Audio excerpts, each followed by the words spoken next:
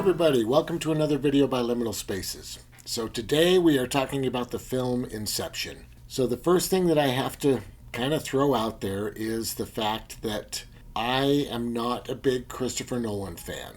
I never have been. Rewatching Inception in order to make this video kind of strengthened that. I hate to say it. I had a lot of fun. I do want to make that very clear. It has a lot of action and a lot of goofy, crazy, fun things that happen. You know, literally at times I was like, oh my gosh, you know, I mean, it is lots of action, which is fun, right? It's a very fun action movie. But as is true, I think, with most Christopher Nolan films, it just doesn't make a lot of sense. And that's not really the best way to put it. It kind of contradicts itself as it goes, which is really a bizarre thing to do in a film. Like, you would think that if there was like a script editor there, they could say, why don't you cut this speech so that when we do this later, people don't say, but you said that wouldn't happen. You know what I mean? I believe that the action is more important than the written word in Christopher Nolan's work. And action is fun. You know, do not get me wrong. I had fun. It's just weird. It's weird that he just doesn't seem to care. You know, nobody notices. And that's fine. You know, the films make money. He makes money, which is great. And of course, you know, now that he's transitioned to historical dramas, he gets to win a bunch of awards and be super famous, which is good for him. You know, that's great. I actually really respect him as a director in the sense that he believes in film preservation and he also believes in physical media, which I think is a super cool thing.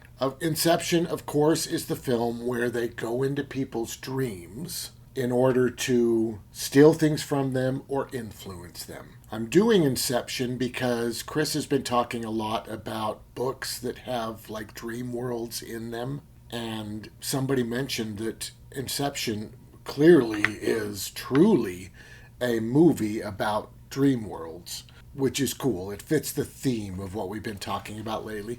So that's why Chris called me and he was like, do you want to do Inception? And I was like, no, thank you.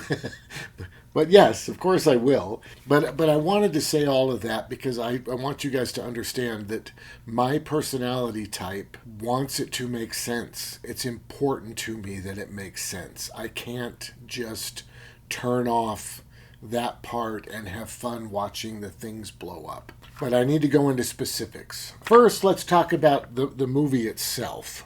So the film came out in 2010. It's directed by Christopher Nolan, of course. It's got an all-star cast. I'll just name a couple of them real quick. It's got Cillian Murphy, who is Oppenheimer in Oppenheimer. It's got Michael Caine, who's in the Batman films. It's got Leonardo DiCaprio. And they all do an excellent job. All the actors do a really good job in the film. Tom Hardy's in it, which I thought was super cool. I forgot about that. I really like Tom Hardy sometimes. He's a method actor, so sometimes it can really get out of hand trying to watch him. But sometimes I really enjoy him. So Christopher Nolan, of course, started with Following in 1998. And then he went to Memento in 2000. Great movies, I believe. And then Insomnia, I didn't enjoy very much. That was in 2002. And then he got Batman, of course, which was huge for him. It did incredibly well. For me personally, because I'm an 80s person, I, of course, would go with Michael Keaton any day of the week. You know, but the film's good, right? I mean, there's a lot of action. It's cool. Prestige, that was another good one, I felt. I feel like it's a little bit long, but honestly, it's a good film. I enjoyed it. And then you've got another Batman film, and then you get Inception. So that's where we're at, Inception 2010. Well, I should also mention, I believe that Christopher Nolan's brother is the one who did the Fallout TV show. So that's super cool. And of course, he's got a bunch of other credits, but I just thought it was a neat thing to kind of bring up. He was an executive producer, just to clarify that. He He was the executive producer of the Fallout TV show. The music, of course, was composed by Hans Zimmer. It sounds really good. It's very epic, of course. I was actually talking to Chris about it when he first brought up the idea of doing it, and Chris was like, I really loved the music in it, especially. I think it might have been the first time I heard that blah sound in a film. And I was like, oh, that's funny. And he's like, you know what? I would even bet that Hans Zimmer probably did the music for it. He was, of course, thinking about Dune. And I believe he was literally comparing the music that he remembered from Inception. We hadn't watched it forever. That he remembered from Inception to the music that he was hearing in Dune and thinking it might be the same person. And I was like, well, let's look it up. So I looked it up, and of course he was totally right, which was super cool. So that was a lot of fun. All right, so let's get down to the film itself. Like I said, the action in this is incredibly fun. The effects are incredible. Just really, really neat stuff. But I do want to go through these notes just so that I can make some specific points about what I've said earlier. So for my personality type, I want things to make sense. If you say something early in a film, I want it to come true later in the film, or not come true because something happens that contradicts it. I want these dominoes to fall in such a way that I get a story that makes sense to me. And this can cause me to nitpick things. And I don't want to nitpick this film because that's just not fair. It's just silly. There are big things in this movie that are kind of problems, I believe. Real, actual problems. But I'm going to do a tiny bit of nitpicking just so you can kind of see how my personality type would approach a movie like this. Because I can't just shut off and just be like, whoa, you know what I mean? I want to listen to what they're saying, and I want it to make sense. And that's a very hard thing for Christopher Nolan to pull off, even though everything else is incredible. So from the top, total nitpicky weird thing. There's a part where our lead character needs to scale down the side of a building. And his wife appears in the room because they're in a dream. Maul is there, and he says, sit down in this chair. And he ties a rope around the leg of the chair, and he goes out the window and climbs down the side of the building. The first thing that pops into my mind is there is no way she weighs enough to hold him at all. The minute he went out that window, that chair would start to slide, period. And of course, she leaves the chair so that he falls. Just sort of setting up how their relationship works, which is a brilliant, cool thing. That's a great choice. It's just weird that from the beginning it doesn't make sense. And then it just shows the chair sliding as he falls. It doesn't show her try to get out of the chair because, of course, it'd be really awkward because the minute she shifted her weight, that chair would start to go, of course. And of course, the one thing that you really want to say is, it's a dream. You know, what are you talking about? I guess in this dream, Maul weighs 1,000 pounds. Fine, it's a dream. And she can just disappear, which makes sense, I guess, in a dream. It's just not presented that way at all. Why would she weigh 1,000 pounds? That doesn't make any sense. I don't know. That kind of stuff is what sticks in my mind. So that's just an example of that kind of stuff. There's another part where they need to wake him up. This is in the beginning. They need to wake him up because the riot outside is coming towards them and things are just getting too risky. And of course, the way that you wake people up is you give them the sensation of falling, right? You can tip them over. But they do explain that if the anesthesia you're on that puts you to sleep is too strong because you want to go down a couple levels, that sense of falling won't work. So what they've done is they've got him set up in a chair with a bathtub behind him, because I guess if you're that asleep, you need water to wake you up. So I guess we can say normally falling will wake you up, but water will do it too, to a much greater extent. So the guy is supposed to wake him up, and he works for them. He's part of their team, and he's like, wake him up. And he goes running in, and he starts smacking him which is just ridiculous. Like, why are you smacking him? And I know that for a first time viewer, I guess we're supposed to be thinking, shouldn't he be waking up? If you smacked someone like that, they certainly would wake up. And then, of course, the guy's like, you're going to have to kick him, right? And I feel like that's kind of the real key to Christopher Nolan. Christopher Nolan wants everything to be epic. So what he'll do is probably write the last line first and then go backwards so that he can build to that. You're going to have to kick him.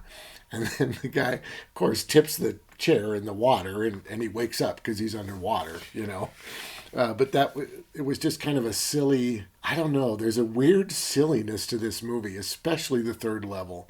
But I'm going to get there in a little bit. Another part that's kind of like this, I know this is getting nitpicky, I'm sorry, there is big stuff, but I do want to go through this because it's just the way my mind works, and I believe that people who read a lot of sci-fi and really respect the written word might see things this way. You know what I mean? They might question, well, now wait a minute, what's happening here? Because the script should be important. So he goes to see his mentor, who I think is also maybe his wife's dad or his dad. I'm not sure. Somehow they're related. Probably his wife's dad.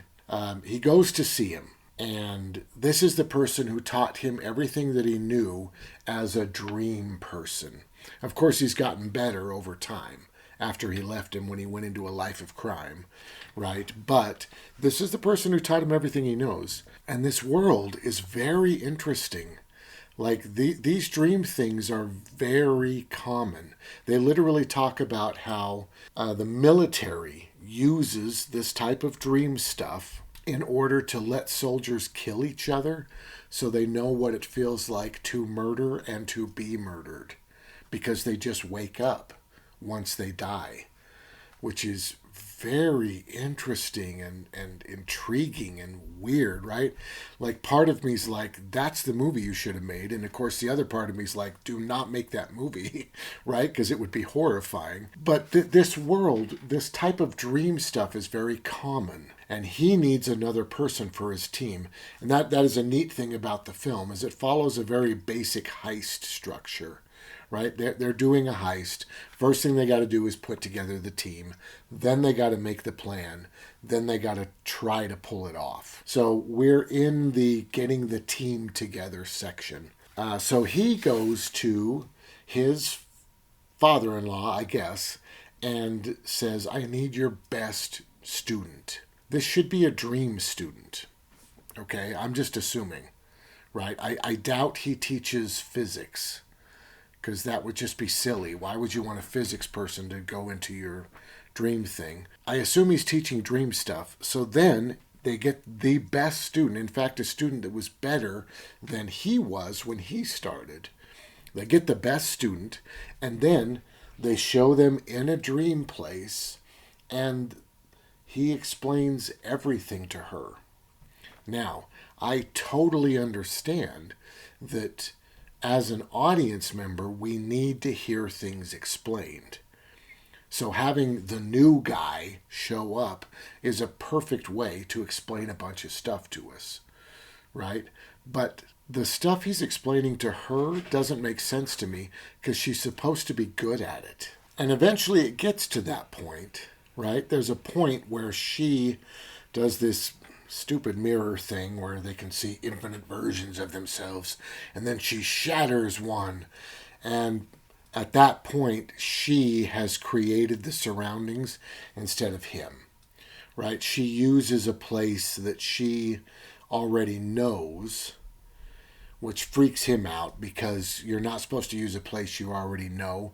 You should create everything from scratch, just so you can keep a really good separation between what's real and what's not. And I really wish something like that would have come back later. Like in good storytelling, if you get a warning like that, then later on, I feel like it should come up again, right? Why put it in the film? It's like that stupid thing with, if you show a gun in the first act, you got to fire it in the second or whatever, right? It's kind of a thing. It's true, to bring that up and then to not have a scene later where she kind of panics and creates an area that she knows just to try to solve a problem. She can either prove him wrong, or it could create the dark moment. Whatever, however you're writing it, but it should be part of the structure of writing something. It needs to come up later, and that never comes up. But at that point, she starts to show off that she actually is kind of good at it. There's also the part where she folds the city up, right? But then she has to learn that if you do that, then the people that are populating that dream will become antagonistic toward you. But I honestly believe that if she's studying this field that the military uses, there's another scene where there's this whole group of people who show up every day to just go somewhere and dream because they can't dream anymore. Like, literally, there's buildings with people just sleeping in them. People should be teaching this, right? And those dreams need to have a structure, and then they are populated by the other person's subconscious. Anyone who's worked in dreams would already know that, right? This can't be the first time she's ever been in a dream. That doesn't make any sense. So I'm not sure. That whole scene just caught me off guard. We needed the info, and it was set up completely wrong. Like, I would believe it more if they just had to grab this person who'd never done it before and hope that they're good enough. That would make a lot more sense as to why he's describing and explaining everything instead of to this super genius, So that was a little rough and weird. And I do want to say, I really do love this world. It's crazy and weird. All this dream stuff is very interesting. I feel like a really incredible screenplay could have come out of this instead of what we basically got, which is honestly, I want to say a G.I. Joe cartoon or an 80s James Bond movie is literally what I felt like I was watching. It was so crazy, especially by the time they were in the snow world. It was just bonkers, but we'll get to that. Now, there's a great line in this that just made me, honestly, it just felt like the 80s, just this one line. They're talking about the fact that they need a 747 in order to get this person kidnapped and put them to sleep. And the reason they need a 747 is because the area that this rich person would sit in would be right below the cabin, and therefore people would not be passing through. They could close it off. All the rest of the normal passengers would stay up there. They would have their own private area where they could kidnap someone and put them to sleep for the entire flight. And they say, you're going to have to buy out all the seats because it can only be us that's sitting up there and the rich person. You have to buy like all 20 of those expensive seats. And the guy's like, I bought the airline. Which I really loved. I thought it was so, I don't know, it just felt like the 80s to me, which I really loved. It was a great line. Another weird part, and this once again is Christopher Nolan, I believe, just trying to make it epic, right? There's a point where they're getting ready to go on this mission, and I guess the person who makes the world wasn't invited. Like, literally, she's like, I'm going with you. And he's like, you can't come with us. And she's like, no, I must because I'm the only one who knows. And he turns to the guy and he's like, you're going to have to get us another seat. Right? And I'm like, what the hell are you talking about? She's the person who builds the worlds. Like, doesn't she have to be there? And maybe not, maybe it's established that you build the world and then you just hand it to somebody and then you just go home. And if it works, you get paid, I guess, you know? Maybe that honestly is how it works. I sort of doubt it. I feel like they should all be in the dream, but I don't know. That was very odd to me. And once again, I feel like it's just trying to create this epicness scene after scene, which really works. I do want to point that out. Like the whole time you're like, oh my gosh, this is so epic. This is crazy. What's happening? I loved the fact that when they first get in there, it's raining like crazy because the person whose dream they're in had to pee. I thought that was a great choice. Very fun. Another kind of weird part for me was they're hiding out in this warehouse and they're about to go to the second level, but the bad guys are closing in, right? He says they've got this place surrounded.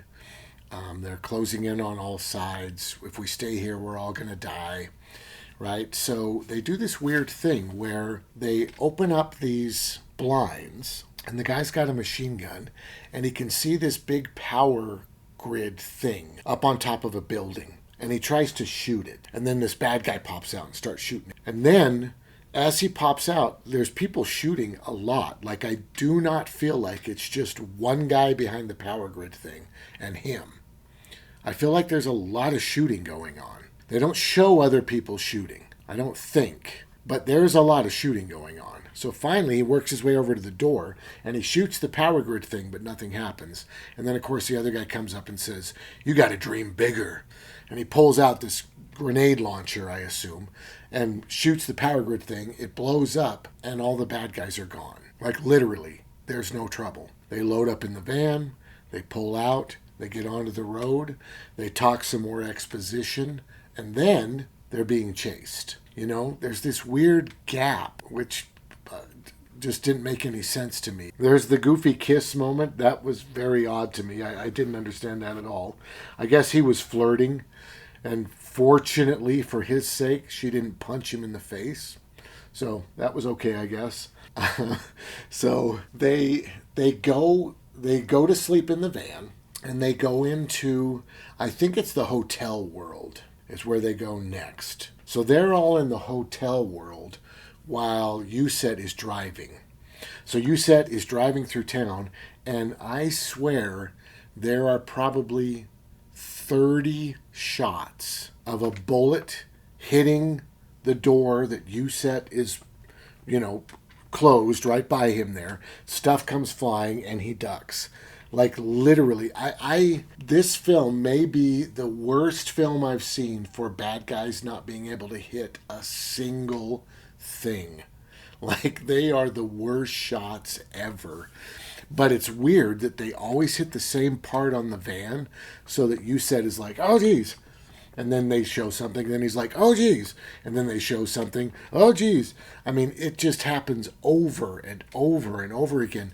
I don't know if he had like a separate crew working on the shot for the van, but they really should have mixed that up a little bit, because they just used the same thing over. It's not literally the same shot, but it's like 10 different takes of the same shot, which is very bizarre, very bizarre.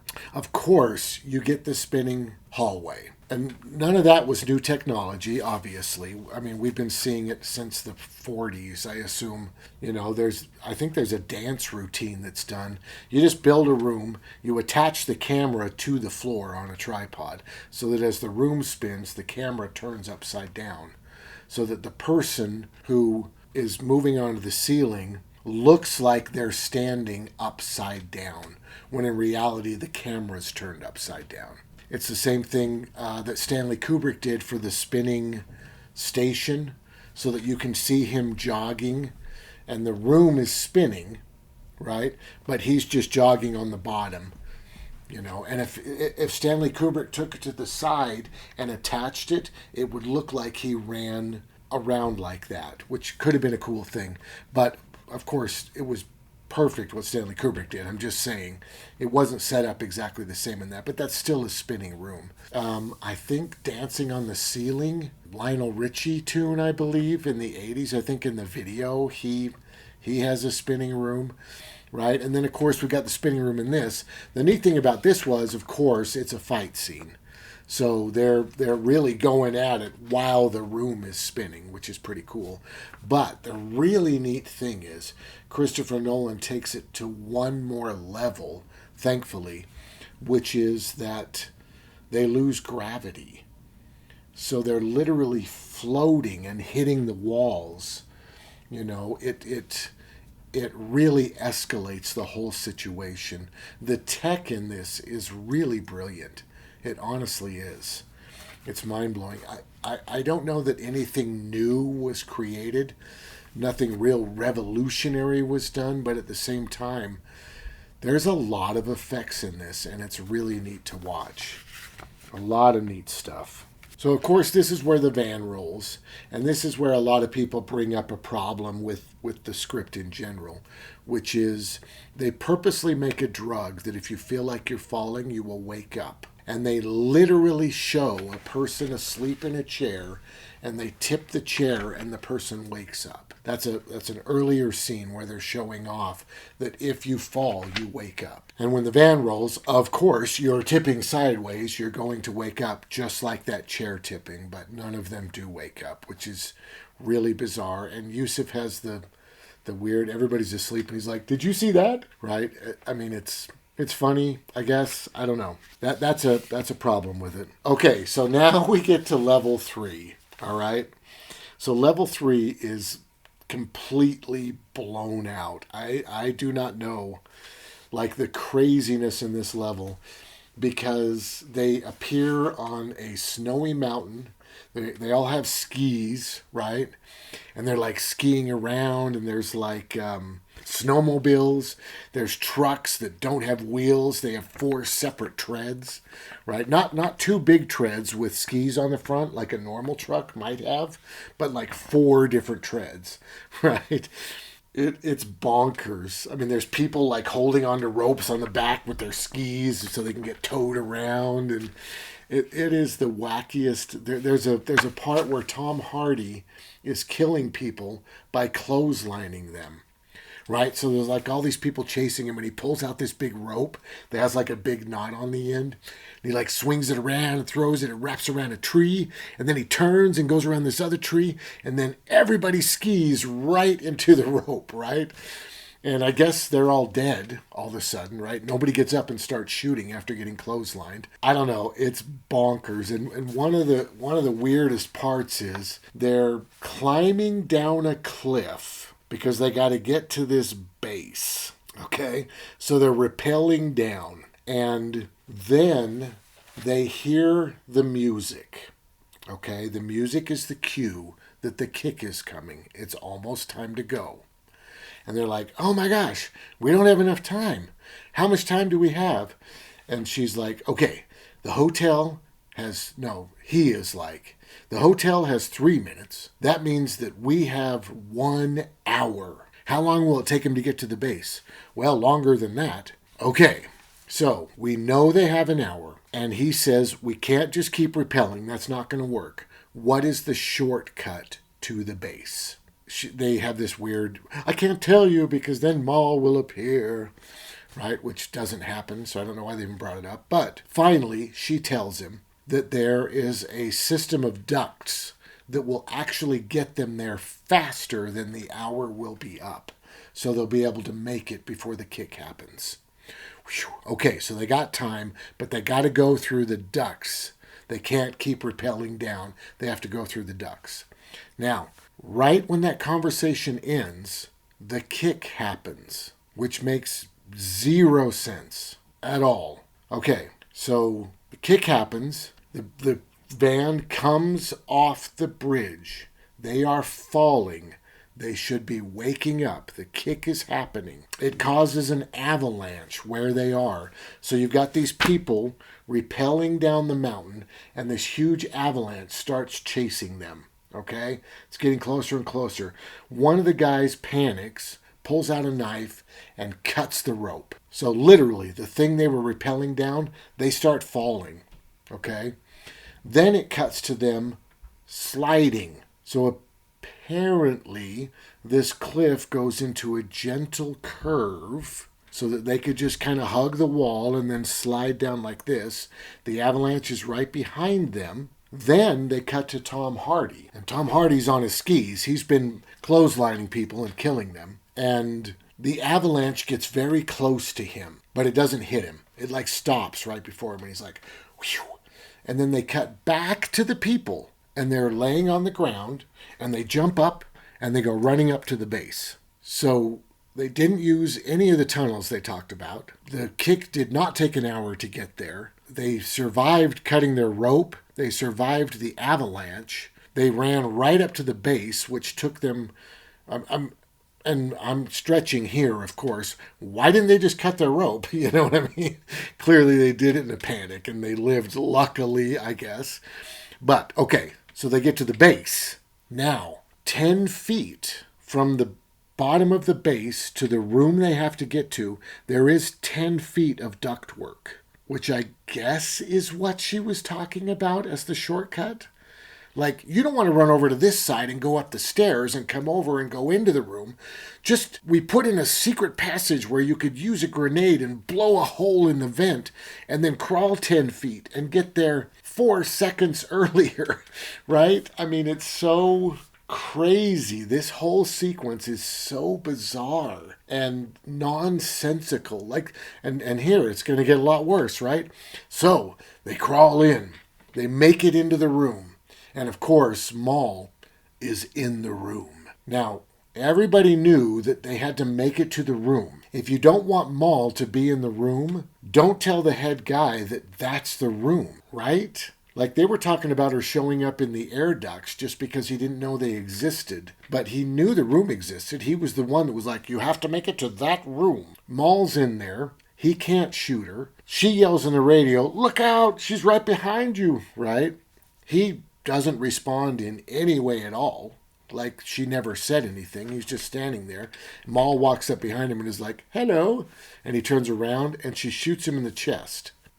Okay? And he dies because he got shot in the chest. And she's like, oh my gosh, you got to get up there. She's talking to Tom Hardy. So Tom Hardy jumps off his snowmobile and rolls and then runs up and runs through the ductwork and finds him on the floor. Somebody shot Maul. Maul's down. She's out. Okay.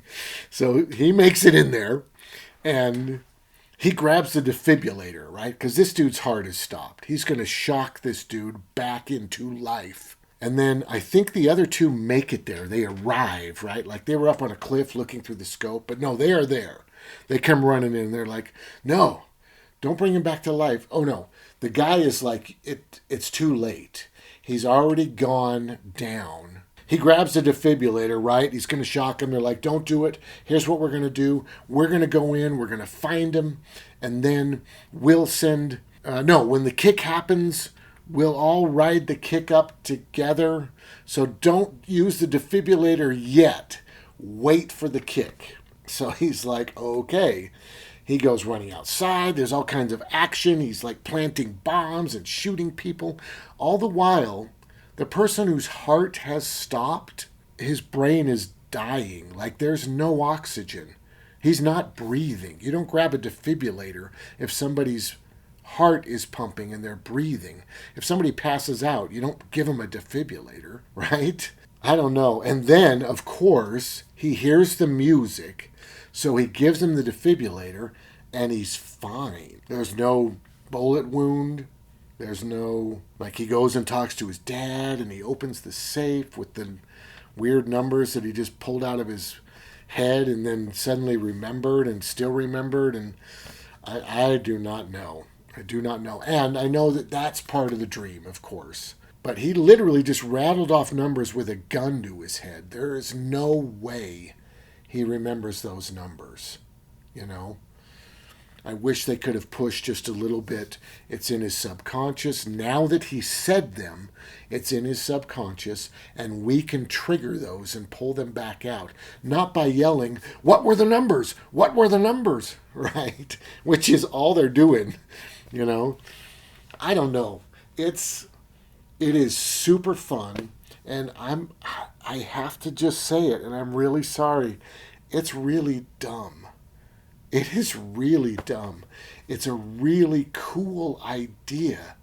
Such a cool idea, but wow, especially that third level. Literally, it felt like a G.I. Joe cartoon. I don't know what else to say. It was so goofy and nonsensical and silly. I'm just not a big Christopher Nolan fan, and I think it's because of my personality. You know, I do believe that there are people who can just enjoy it, you know, because there's so much to enjoy. There's so much action and fun and quirkiness. It's like sci-fi light, you know, kind of it's like superhero kind of. It's like superhero stuff, you know, and he wants to be deep. He throws in little monologues, right? To try to make it feel deep, and there's the romance and but I don't know, man. I'm sorry, yeah. Okay, well, that's Inception. If you love the movie, I'm really sorry. It's just my opinion, you know. There's plenty to love in that film. And I do like Christopher Nolan as a person. I like listening to him talk about film. I really do. He's very cool. It's just his scripts, I think, that really bug me. There's just so many weird, goofy things that happen. You know, we watched Tenet, and I have no idea. We're not going to do Tenet. We will not do Tenet. We may have to do Inception at some point in time. Oh, sorry, not Inception. That's what we just did. Interstellar. We may have to do Interstellar at some point in time, but we're definitely not doing Tenet. And we're not going to do Oppenheimer either. But these films, Interstellar and Inception, they're big movies. They made a ton of money. People had a blast, and I had fun. I really did have fun. I can't recommend it. I can't be like, you know, I mean, maybe like if you love Moonraker, you're going to love this movie, right? I think that's true. So a couple days have passed since I originally was filming. I wanted to think about the ending just a little bit more, and now I think I'm ready to talk about it. So you've got the scene where they realize that if they die, they go to the fourth level. They go to the subconscious area. And at the end of that scene, Tom Hardy says, and our brains turn to mush. Now, I didn't understand why he said this, of course. I mean, he's literally talking to somebody who was there, and his brain did not turn to mush. And in this film, 5 people go there. One person goes twice, so technically, really, 6 people have gone and returned. None of their brains turned to mush.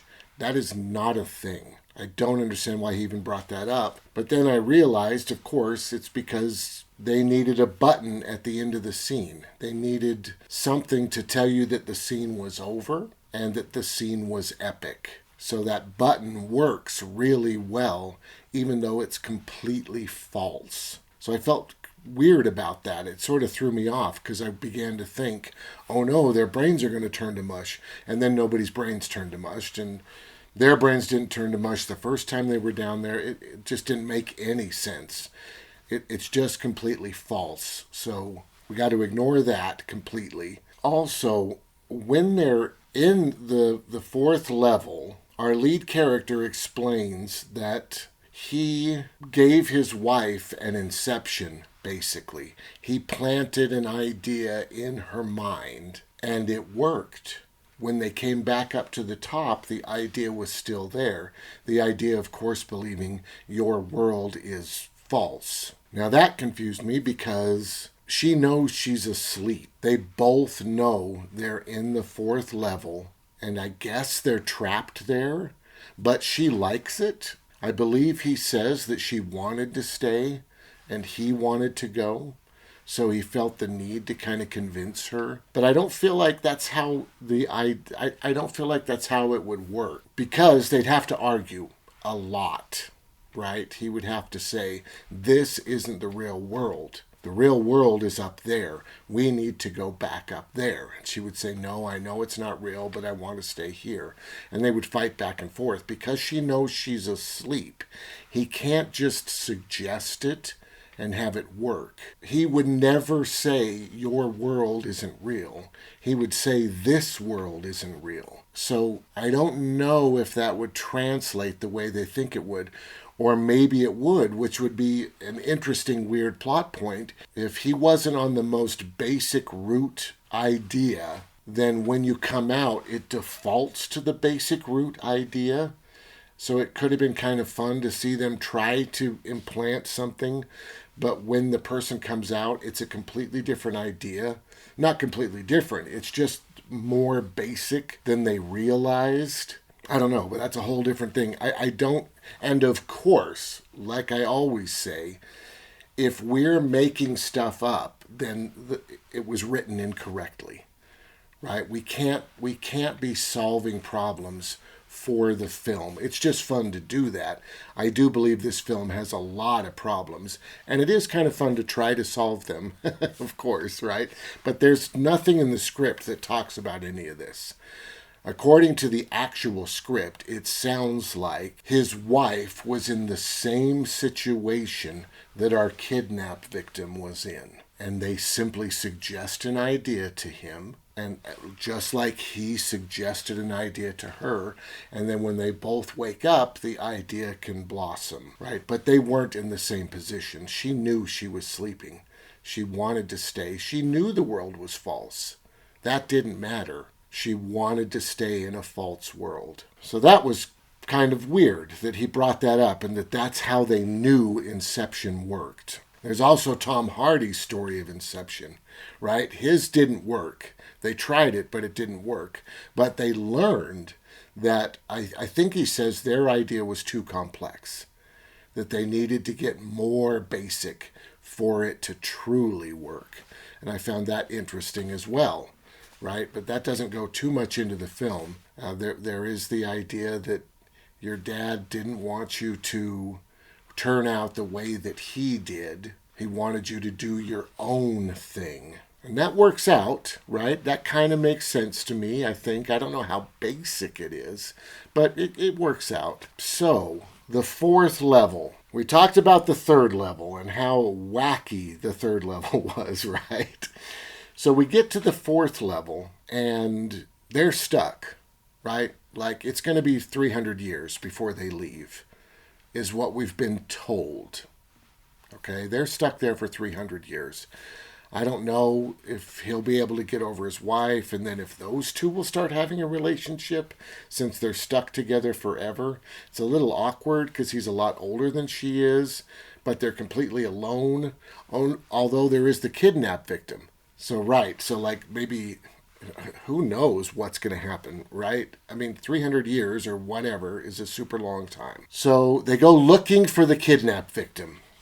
And he knows where to go because this world is based on his previous experience. If you go down to the lower level, the lowest level, I guess, level 4, then any dreamer that you're with who's already been there, you go to their dream. So he knows where she is. They go there. That seems a little convenient and weird to me, but it's fine. I don't even know why they're together, to be perfectly honest. I feel like it's a little convenient, but it's all right. So they go to where she is, and the kidnapped victim is there, and he forgives himself, basically, right? He gives a speech where he understands that that's not actually her. That's just his creation of her. It's kind of a weird speech because in a weird way he sort of blames her because he says that she is not everything that his wife was. She's just the parts that he pulled out of his brain to make her or whatever, I guess. So it came out a little awkward, but I do think he did forgive himself for what he had done to her. And then you get the weird turn where he says, but we did grow old together. And then you see all the sequences again where they actually aged. Right? And I do think that they actually age. Of course, the Japanese actor gets a lot older by the end, right? I can't remember his name. I think it's Watanabe. He's awesome. He's really awesome. He gets older, so I guess that makes sense. I don't know why they were showing us them young before, but They get older, they grow old together, and that's that, and that's his little trick, right? But we did grow old together. I don't know why they didn't come out till then. And then they killed themselves. They commit suicide, and it shows them waking up. Now, I don't know if they had a timer set where they were sleeping. I assume they did. I believe this script says that if you have a timer set and the timer wakes you up, you wake up. I think that's clear. When the timer goes off, you wake up. Period. No matter what level you're on, no matter what. And that's why I think they had to work in the idea that the deeper you go, the longer time seems to last. So that going to the fourth level had the stakes of, it'll be 400 years. It'll feel like 400 years before you wake up after 8 hours. Or whatever their timer's set for. So they kill themselves, which I don't understand why. I don't know if they're suggesting that you can't wake up unless you kill yourself. I don't think they ever say that. I don't think that's true. I don't really understand why they committed suicide, especially after so long, if their timer was just going to go off and they were going to wake up. But they do. They commit suicide. So then, in the real time, she kills the kidnap victim, the new person. She kicks him off the balcony. Now, they have stated that if you die in this dream, you come here. So that makes me wonder, when she kicked him off the balcony, first off, the falling doesn't wake him up. We got to make that really clear. And the only reason I say that is because the van falling didn't wake them up. And I don't mean just rolling down the hill. I mean literally when they backed off the bridge. They are all falling, and they did not wake up. And maybe you could say, well, the reason they didn't wake up is because they were sleeping in the lower level. If you're sleeping in the lower level, you won't wake up in the one level above it when you fall there. The problem with that, of course, is the one person who's pushing them around in the zero gravity hotel would wake up the minute the van started falling. He's not asleep in the lower level. He's awake, which means the minute the van started falling, he would wake up. I feel like there was several drafts of this script, and they started filming, and then they started making changes for later scenes. I think he's suggesting that falling doesn't wake you up, that you have to hit water to wake up. And I think that's why they have Leonardo in the beginning of the film suspended above a bathtub, right? It's just silly. They really could just knock him over and put a pillow on the floor, or grab a mattress and knock him over on the mattress. To fill up a bathtub and build a platform to put a chair on so that you can tip him over is so extreme. Unless they need that water to wake up, which would kind of make sense. I know they didn't have the special drug where the inner ear suddenly didn't, where the inner ear did work. The special drug made the inner ear work so that falling would wake you up. If they didn't have that drug, they need a different way to wake you up. And maybe water's the only way, right? I don't know why he's slapping him like a lunatic, trying to wake him up before he realizes, oh, I'm supposed to tip the chair, right? But it would make sense to me that you don't wake up until you hit the water for the chair in the beginning. A timer could wake you up, okay? And that's a little weird too, because I don't know why they're driving around in a van and looking for water if the person who's awake could just wake them up in a week or whatever the time is, right? So they drive around, they find water, he backs off, they're falling toward the water. Falling doesn't wake them up, which is really just a direct contradiction.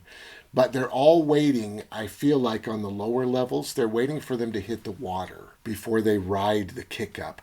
She says, I'm improvising, and I think earlier she says, we'll just ride the kick up. So I feel like there's some kind of weird thing where maybe you can leave an area early if you have a timer set. If there's a kick, it doesn't make any sense. I don't I don't understand that at all. I can't put that together. Like, I feel like the time it would take for the van to hit the water, from what they were saying, sounds like 1,000 years, right? Or they don't know, right? He says, ask him. He's the one that was there. We know he was there for 60 years. The only thing my brain can leap to is Limbo is not bad, right? If sleeping all night, let's say they went to sleep for 8 hours, and that was 50 years in Limbo. For the time it takes a van to drop from a bridge to the water would be, I don't know, maybe 3 seconds of an 8 hour period, right? So maybe it's only like a year that you're in limbo. If you're only asleep until the van hits the water, if you're not sleeping for an 8 hour night, but they're sleeping on the plane. I don't know. She checks him off the building. He doesn't wake up when he's falling because they don't wake up in the van when they're falling. So, plus he's been shot in the chest, right? He's dead. So he would hit the ground, I assume. Now, when he hits the ground, does he wake up back in the water? Like, were they there as long as the Japanese gentleman was there? As long as Watanabe was there? Were they there that long?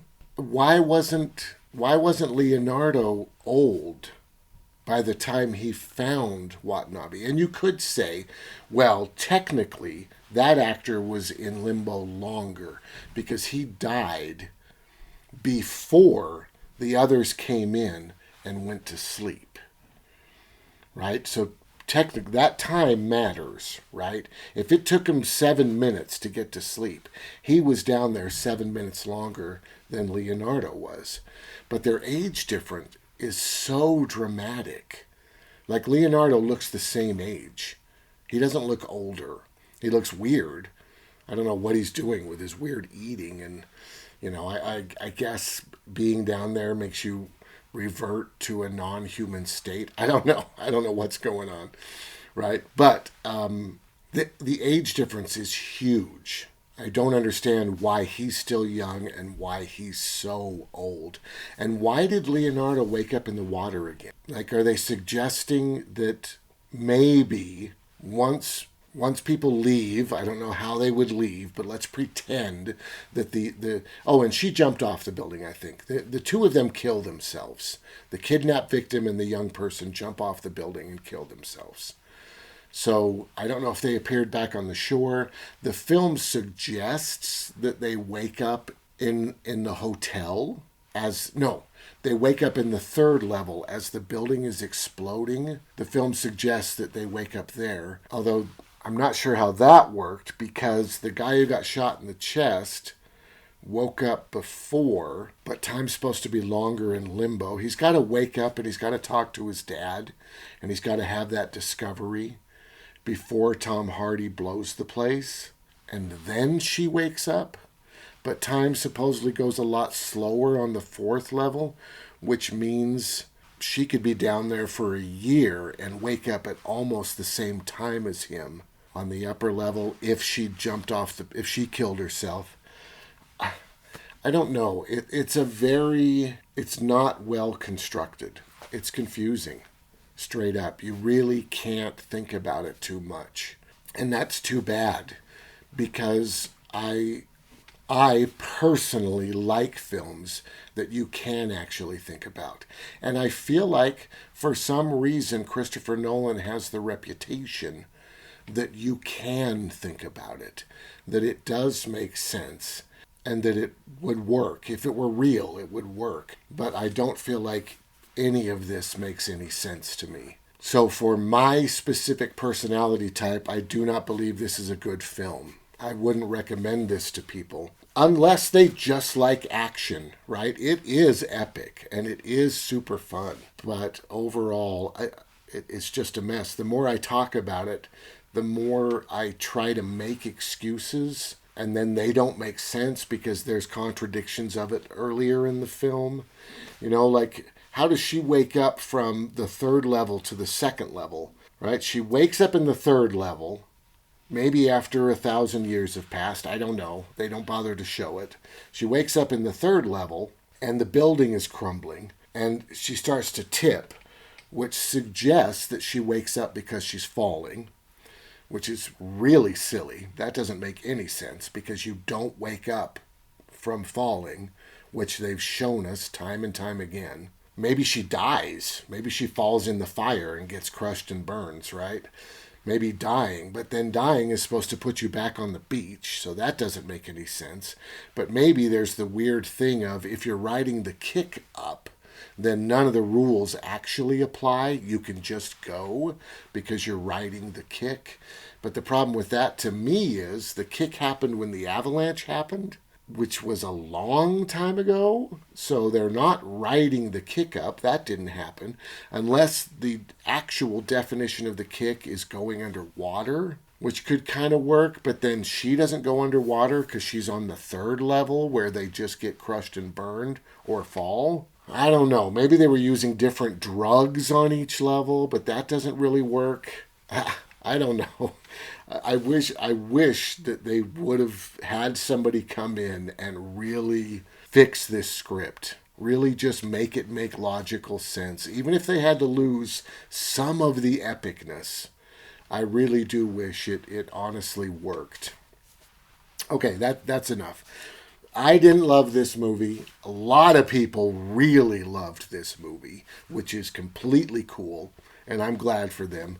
This is just my unpopular opinion about it. I just didn't like it. It doesn't make any sense. It contradicts itself constantly, I feel like. Sorry, if you liked this, please hit the like button. If you want to see more stuff not like this, but like what we normally do, please hit subscribe. Right? We got all kinds of great stuff on the channel. And have a great day.